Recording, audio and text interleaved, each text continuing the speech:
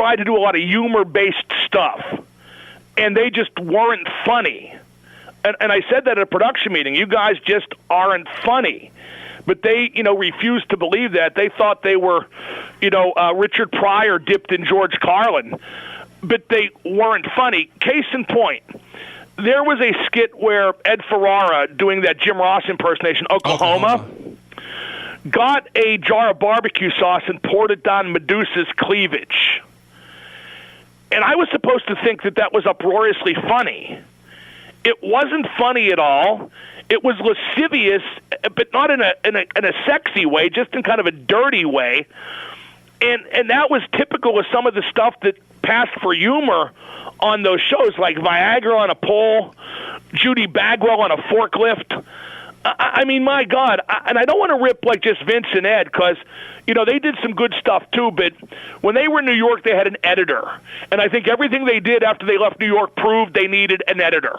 I personally didn't like that thing with Jim Ross. Who did? I don't know. I mean, when I watched that, I actually, it made me mad. Sure. Well, the point is, though, Rick, that's because, you and I know Jim. Yeah.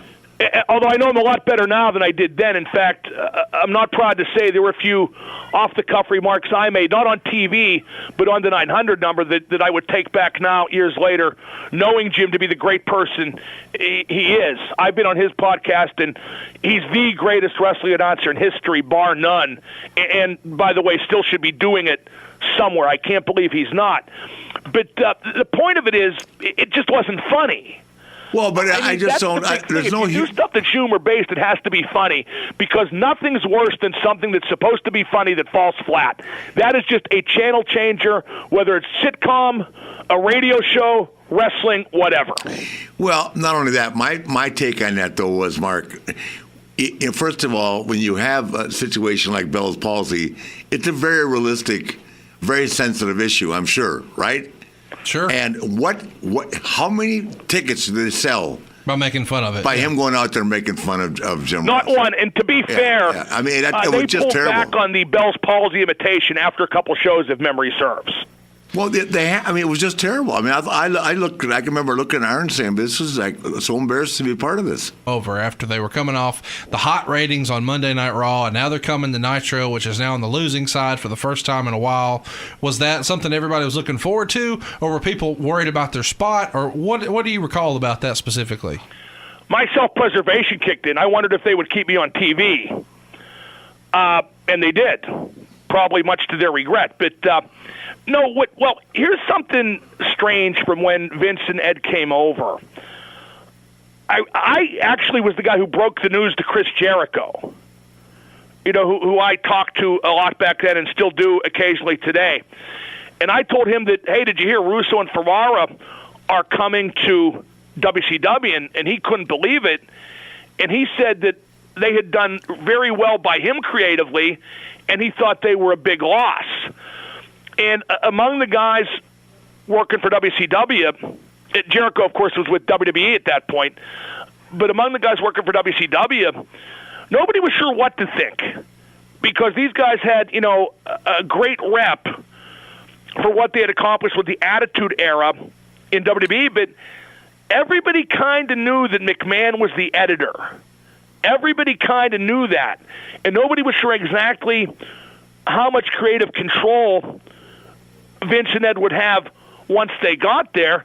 And, of course, there were certain among the contracted performers that had creative control, too, and that was bound to get in their way, and, of course, ultimately it did.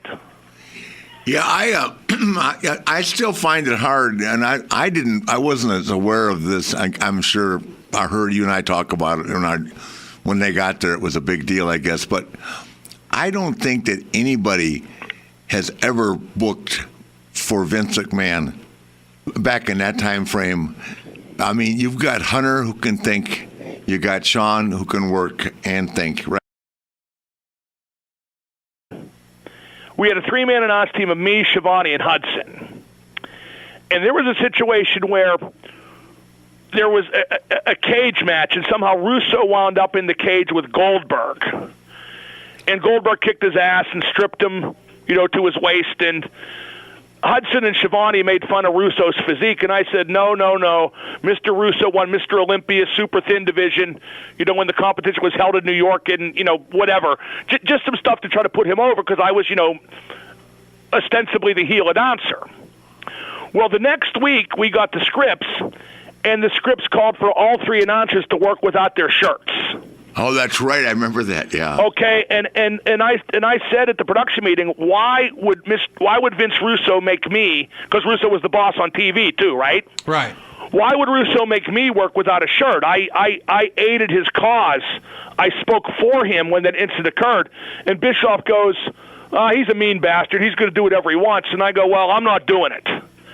And Eric goes, well, you can go home then. I go, okay, see ya. But I just want to tell you, it doesn't make sense. You guys had Tank Abbott kick my ass and strip me almost onto my underwear, and that made sense, so I did it. This doesn't make sense. This is embarrassment for the sake of embarrassment, and you might get other people to play that game, but I won't. And so I went to the locker room and got my stuff packed, but Eric came in and said, okay, we've changed it. Yeah. Sometimes you got to do that. Now, then again, it was easy for me to say because, if I would have walked out, I had a radio career to go home to, and, some guys aren't as fortunate. But sometimes you have to do that. You have to speak up for something that just is, again, embarrassment for the sake of embarrassment. But that doesn't tie into the NWO skip because